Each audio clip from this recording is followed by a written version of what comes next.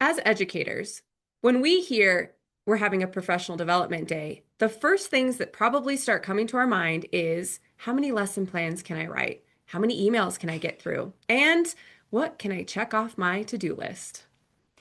We're here to say that most of the time, educators experience a PD that is designed as a one size fits all. But we believe that PD done differently is a one size fits nobody. Welcome to Integrated EDU, Where innovation meets education. Here we explore fresh strategies, Creative learning pathways. and powerful tools to boost student engagement and growth, Let's elevate education. one idea at a time.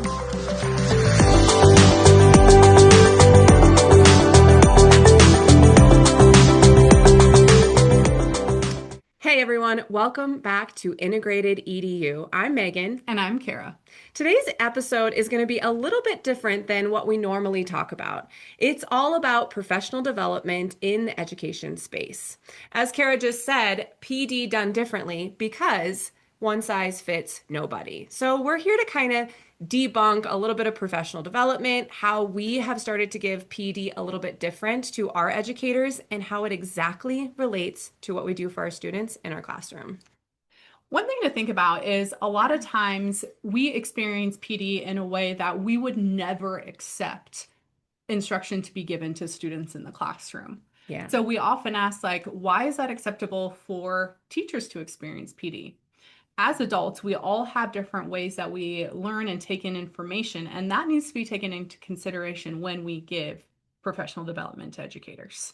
I mean, if you think about it, we tell teachers in the early stages, like, differentiate, create ownership, build engagement, right? Meet the learner's needs. Yes. Uh, but then when we go to professional development for those same educators, Mm-hmm. then we're looking at like the same content, the Mm-hmm. same pace, the delivery's the same. It's Mm-hmm. this one size approach. Absolutely.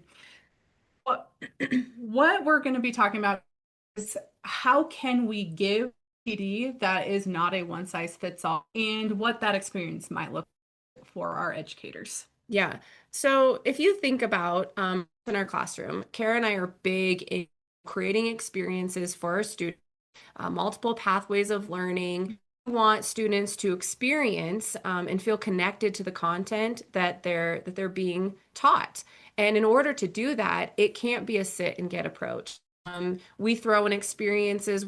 Content might be a little bit more difficult, and we provide different ways of learning for differentiation in our classroom. And when we started to speak to other educators about that work in our classroom, we told ourselves we want that same experience to be had for adults Mhm. because we are also human and we deserve a good experience, especially when we're learning something a little bit different. Mhm. Just like students, adults are the same. Not everyone learns best through the sit and get listening or watching the slides or reading a text. And so when we started developing that professional development, we decided, yes, we are going to do it differently. We're going to bring in multiple pathways into our professional development so that way teachers can see and feel exactly should be when we take it to the classroom. And is what we feel makes a really strong professional development. Yeah. And when we first started this, do you remember it was almost like a pushback? Yeah, It it was like, was. you can't do that. Mhm, That's too different. mhm. And Kara and I were like, we're going to give it a Yeah. go. Oh, Uh, that'll never work. yeah. And what we have found for the last, 6 years now is that it really is something that educators enjoy, Mhm, right? It's the teachers, it's the special areas, it's the leaders. It's a way to understand content in a little bit different way. mhm, And, we all experience things differently. And experiences, of course, bring connection. And then mhm. when there's connection, the learning has somewhere to stick to. It just made me think of like people rarely change just because they receive information from someone. Mm, Like hmm. that's not how our brains work, right? A lot of times people may say it goes in one ear and out the other, a lot of times. Yeah. However, people are impacted and change when they experience something. And in this case, we're in the context of the classroom and designing purposeful instruction. If they can experience what that might look like, sound like, feel like, then they can take that and impact their own instruction and their students. Yeah. Okay, here's those of you that are listening right now or watching. What is a professional development that you really remember? Mm. What's your takeaway? Who was presenting it? Did you implement any of that into your classrooms, your buildings, your schools? Who was it that stuck out to you, or what was the learning that you had? Right before we started recording, we started talking about people that are influential to how we learned some of their professional Mhm. development and kind of in turn want to create that same experience. And people that stand out is Steve Spangler. He's a science guy and he is very hands-on when he Mhm. delivers his professional development. It's science, things are exploding, you're blowing up balloon thing. It's absolutely an immersive experience, but the stories that he tells through that and the lessons learned will always stay with me Mhm. because of that experience. Absolutely. Another one that we can think of when we're talking about impactful PD is Mark Scherenbrock. Mm, He is one that he has zero slides happening in his professional development. However, the impact is made through his story and how he connects with you as an educator and as a person. And you're able to take that impact and that connection and turn it into, okay, how can I create that same type of connection and impact with my kids? and with Mark too, his stories are not these crazy I climbed Mount Everest or I Hmm. survived this crazy explosion. It is real life stories. One of them is very specific to a meat market in Minnesota, right? And it's Hmm. exactly that is Hmm. how he's used story to make connection. Another one that I feel very connected to is Sean Woodley. Oh, yeah. He brings in the first time that we saw him speak, it was in Atlanta, and he brings in music Hmm. so purposefully through his presentation, through his experience that you are already connected, you're laughing, you're Hmm. engaged, you're feeling like that whole entire room is your family and walking away with actionable strategies to help improve Hmm. your classrooms and your buildings after that. So just three amazing, and there's many more Oh, out yes, there. many more. Those are just ones that come to our head right away of Mhm. creating that experience rather than just a sit and get. Now, in reflecting on your own, you remember it similar to us. It wasn't from a slide presentation that we thought, Mm. man, that looked really good. Or it was that's not where it came from. It came from the experience. It came from the conversations we were able to have with colleagues afterwards. It came from them challenging us Mm. to grow as educators and also as people. And it made us think a little bit differently about maybe what something that we were doing, and it helped us shift our thinking, and because of that we were able to remember the information, and the impact was then transferred to our kids. Yeah. Mhm. Um, as much as we don't remember, like the slides are important, can I just put in a disclaimer? If I have if I get all the information from your slide, why are you on stage? Mhm. Like slides need to be purposefully, they Yes. also need to be part of the experience in the same retrospect. Yes. And go with that as well. I think the examples that we just gave and made the one that you are reflecting on right now, all of them geared a professional development towards different ways, Mm-hmm. just like we do for our kids. Mm-hmm. And so it goes that same idea of, we are asking our teachers to design these experiences and purposeful in the classroom. However, yet sometimes the PD that we're trying to give is not provide the same. So how are they to better their instruction when they're not given those same opportunities modeled for them? And so Mm-hmm. I think that's why some of those examples stick out, is because multiple pathways were accessed throughout those PDs, and why the impact was so great. Yeah. And, it makes me think when we're talking to our educators about putting in these pathways, right, and these Mhm. experiences, and educators will give it a go, and they almost naturally revert back to the sit and get approach or Mhm. the normal, I don't know, approach of teaching. And then they're like, oh, this is getting really hard. It's not really working. And then we realize we're not putting in those things of pathways and Mhm. experiences. And I think the same thing goes for professional development. Mm-hmm. You know, I first started this work and we wanted to create something a little bit different for educators. It would get hard when we slowly started to revert back to the standard way to present, right? Mm-hmm. And then we would catch ourselves and say, wait a minute, this isn't how we normally give our instructions. This is not what we're Mm-hmm. about. And the second we went back to creating those pathways, that's when it clicked and it started feeling natural again and more Mm-hmm. engaging. Absolutely. I think that there are ways that we can separate ourselves from that PD done differently versus what PD is now. And we Mm-hmm. actually have 5 things that we need to be thinking about as it relates to that. Mm-hmm. And they are relevance, Mm-hmm. practicality, Mm-hmm. ability, ownership, and connection. So we're going to kind of go through those 5 things as it relates to professional development, and then of course in our classrooms. Absolutely. So the relevance piece is honestly where I think it's a huge piece because you think you sit through some of those PDs and you're like, what am I going to do with this? Why do I care? What am I going to do with this in my classroom? This has nothing to do with my kiddos. We ask the question, can I use this tomorrow? Mm-hmm. Can I take a piece of what they're trying to model or show me or talk about, and can I put it into my design for my students tomorrow? Absolutely. And when we're thinking that we provide to educators, that is number one for us is we always want to make sure anything we're giving is that it's actionable and you're able to implement it the next day if you wanted to. And so relevance plays a huge piece in thinking of what kind of PD do you want to provide for your educators, or what kind of PD do you want to present on or to model for educators. Yeah. Mhm. That second one is practicality, right? Can I actually do this? Um, there is some professional development that we have sat through that what they're presenting seems absolutely amazing.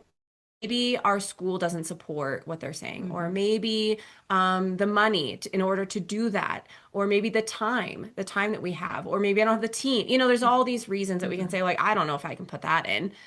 That's one thing that Kara and I pride ourselves on is that the practicality of what we're giving educators, there are small instructional shifts. Mhm. They are small things that you can do. This 1% shift is what we talk about.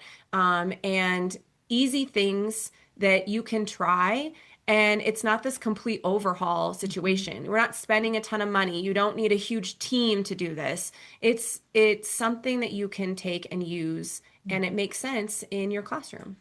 Also, to go with that practicality, is we give you steps Mm, on how to purposefully and intentionally design instruction to hit the needs of whatever you have, whether it's curriculum, whether it's certain require district or school requirements, the kids that are in your classroom with you at that moment.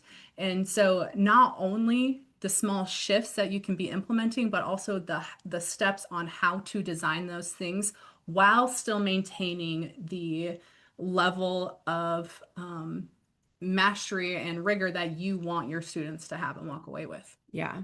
And it kind of goes with that adaptability piece too. Like, can I adapt this Mm-hmm. into, that required curriculum? Mm-hmm. We all have things that we have to get done in our buildings. My leaders, right? The leaders out there, you have to give us these certain requirements and we need to Mm-hmm. make them happen in our classroom. So how can we use the PD that we're doing and that we're giving? Is it adaptable to what's going on in our buildings and our classrooms?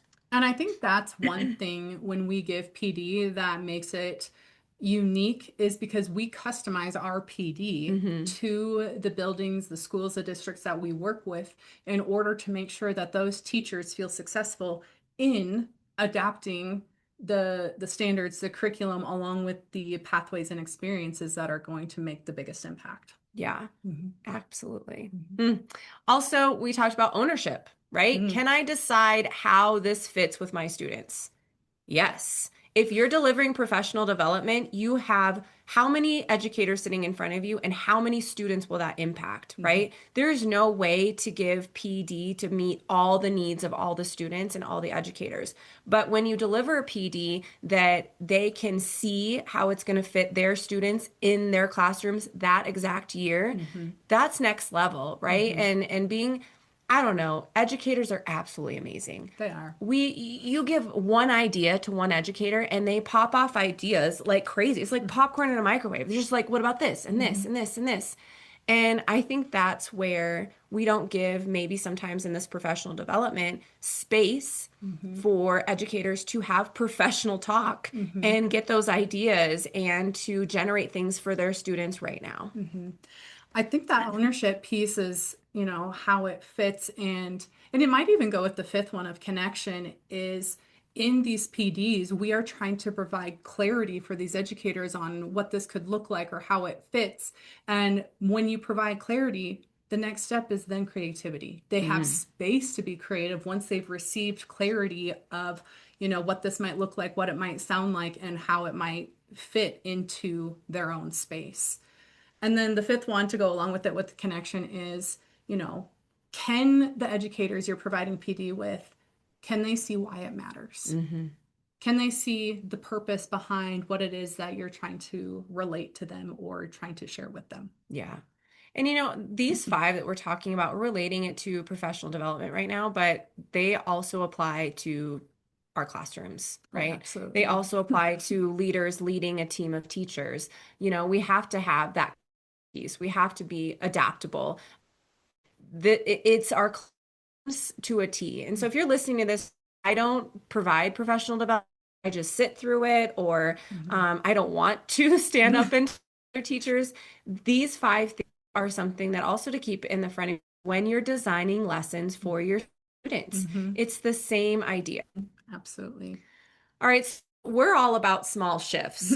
Can't take this if you're like, oh my gosh, I'm presenting, or I want to present, or I never present. Wherever you're at in this, we always like to provide a small shift on how you Mhm. can make this work, not a complete overhaul. Mhm. That is scary. And It's a lot. honestly, as we these shifts, you're going to notice that this is not only going to work for adults, but just like Meg said before, this can also be applied when designing instruction for students as well. This is not going to be, you're going to be able to see the connection between both and why we feel so strongly that PD is not a one size fits all and how these shifts are going to be able to relate to professional development as well as designing instruction. Yeah. So the first shift that we're going to give you Hmm. is move from presenting to experiencing. Hmm. All right. So let's take it in the classroom first, right? We're not going to just tell our students that this is going to be fun and engaging. We want them to experience that engagement. We don't want them in front of us and just talk to them about it. We want to not present, but experience Hmm. what it is that we're trying to give. There's a quote that Meg and I have shared out before, and it's really our way to make sure, kind of keep ourselves in check as we're designing professional development for educators. And we say if professional development does not impact learning, it is simply a good presentation. And that is not our goal. Yes, we want it to be a good presentation, but our whole goal is to make sure that walking away with an experience. And the same would go for students as well. Yeah. You don't want your lesson just to be a really good presentation because guess what? Those first graders aren't going to care, and neither are those seniors sitting in your classroom. They don't care about a good presentation. No, they do not.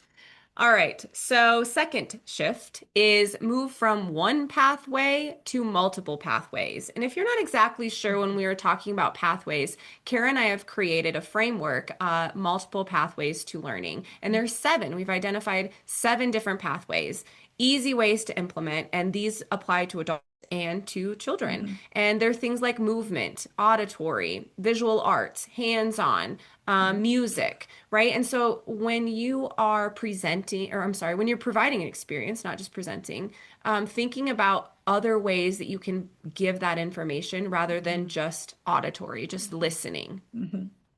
The third shift is you are wanting to move from the compliance mindset to actual implementation. We were just at a huge conference in Dallas, and we talked to our teachers about asking not just what did you learn, but what did you experience? From the experience, what differently? How is Mhm. that going to impact your instruction? How is it going to impact your design? So, not simply, information or delivery of information, but really moving to that implementation and that intentional design. Yeah, it's from like I have to do this to I get to do this. It's Absolutely. that compliance to connection that we talk about a lot. Hmm. And we want our students to do that also, Hmm. is feeling connected to what they're learning and not just being compliant to finish a task. Absolutely. All right, shift number 4. We're moving from information delivery to intentional design. And this is huge in the classroom Hmm. and also very huge when we do PD. And that a learning experience is intentionally designed for the content that we're teaching, Hmm. right? So as you're thinking about, when we started professional development and we're all about how to make our content delivery better, how to Hmm. elevate our classrooms through small shifts in our instruction. We needed that information to be designed in a way that is easy for educators to understand and accept. Hmm. Because it can be a very big, huge topic. And if we just sat up there and delivered all of Hmm. this information, you'd walk out, I don't, probably a little dizzy. And be like, I don't even know where to start, right? And so when we do PD, we want to make sure that we give you those small actionable Hmm. steps, understanding the content that we're delivering, and it's designed in a way Hmm. intentionally so that it's easy to digest, I Yeah. guess. Because a lot of times, I don't think anyone that is giving PD is going in thinking that the content that they're delivering doesn't matter. That's not what we're saying. Hmm. However, what matters is the design of the professional development and how that information is given in a way that people are going to be able to receive it. Yeah, Hmm. absolutely. Hmm. Um, I kind of have one other thought around professional development. Let's hear it. And okay. Ooh, most of the time, especially because we talk about engagement a lot also, is Hmm. we're like, we need to be engaging in the classroom. Engagement, student engagement, right? It's huge. And we're like, yes, we're trying to be Hmm. engaging. But I also think when we think about professional development and people say, well, you need to have an engaging presentation, I also think a big part of that is we need to respect the Hmm. educators that are in front of us. Hmm. Here's what I mean by this, right? We have educators that are brilliant and Hmm. have great ideas.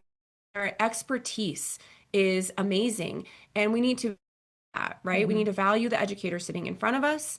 Hmm. We need to value and respect their experience and what Hmm. they've done in their classroom, their buildings, and also the one is respecting educators' time.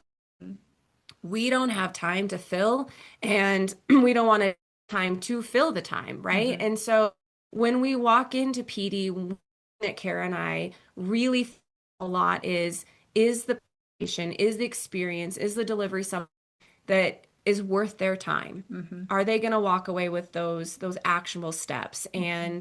and be provided with something that matters for not only them as the educator, but then also the students in the buildings that they're serving? Hmm. And a lot of times when you have that one size fits all PD, it does not come across as respecting the experience, the expertise, and the time that these educators are giving.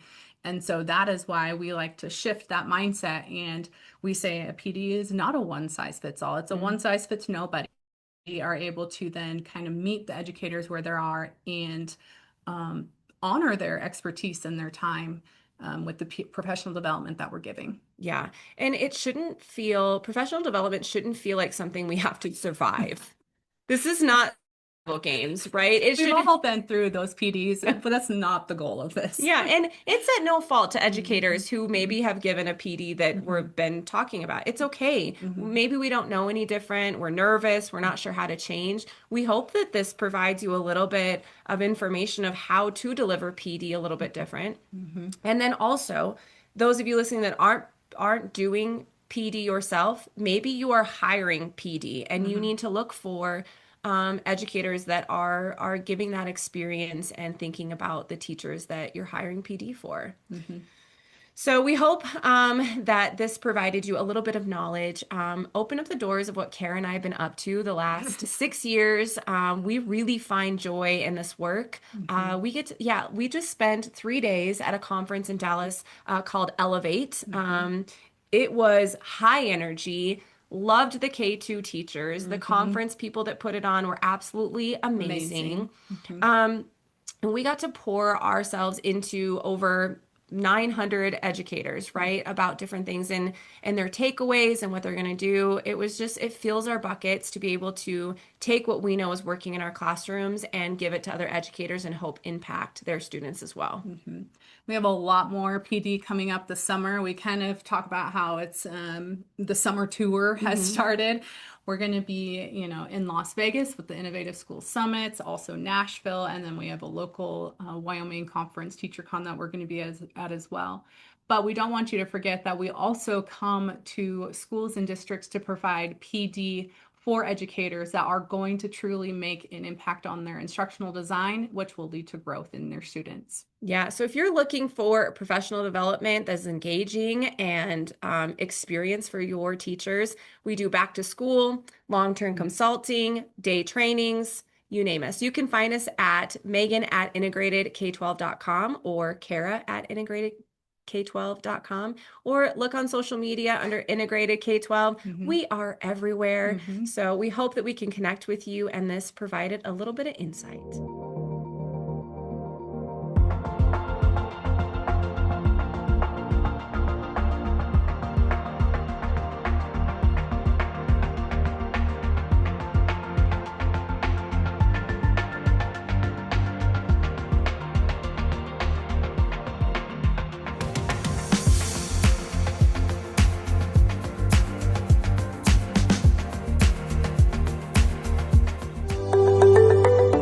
If you enjoyed this video, don't forget to like, subscribe, and share it with fellow educators.